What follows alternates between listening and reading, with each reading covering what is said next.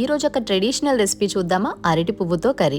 ఇంకా ఈ అరటి పువ్వుతో ఎన్నో రకాల హెల్త్ బెనిఫిట్స్ ఉన్నాయి. BP, sugar, anxiety, kidney stones ఇలా అన్ని రకాల హెల్త్ ప్రాబ్లమ్స్ కి ఈ అరటి పువ్వు కర్రీ చాలా మంచిది. కిడ్నీ స్టోన్స్ కంట్రోల్ చేయడానికి అరటి పువ్వు జ్యూస్ కూడా చేసుకొని తాగుతూ ఉంటారు. రెసిపీకి వచ్చేసరికి అరటి పువ్వుని క్లీన్ చేసుకోవడానికి చాలా టైం తీసుకుంటుంది, కానీ రెసిపీ మాత్రం చాలా సింపుల్గా అయిపోతుంది. క్లీనింగ్ కొంచెం ఓపిక్గా చేసుకున్నామంటే హెల్తీ రెసిపీ చేసుకొని తినొచ్చు.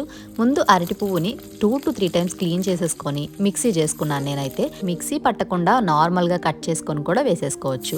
మిక్సీ పట్టేటప్పుడు మాత్రం మరీ పేస్ట్ లాగా కాకుండా కొంచెం మీడియంగా గ్రైండ్ చేసుకోవాలి. తర్వాత ప్యాన్లో కాస్త ఆయిల్, ఆవాలు, జీలకర్ర, శనగపప్పు, మినప్పప్పు, కరివేపాకు, వెల్లుల్లి, ఎండుమిర్చి ఫ్రై చేసేసుకొని అరటి పువ్వును కూడా వేసేసుకోవడమే. అరటి పువ్వు కొంచెం మగ్గిన తర్వాత పసుపు, సాల్ట్ వేసుకొని ముందుగానే కుక్ చేసి పెట్టుకున్న కందిపప్పును వేసేసుకొని లో ఫ్లేమ్ లో 5 minutes పాటు కుక్ చేసుకొని సర్వ్ చేసుకోవడమే. ఛానల్ ని ఫస్ట్ టైం చూస్తుంటే ప్లీజ్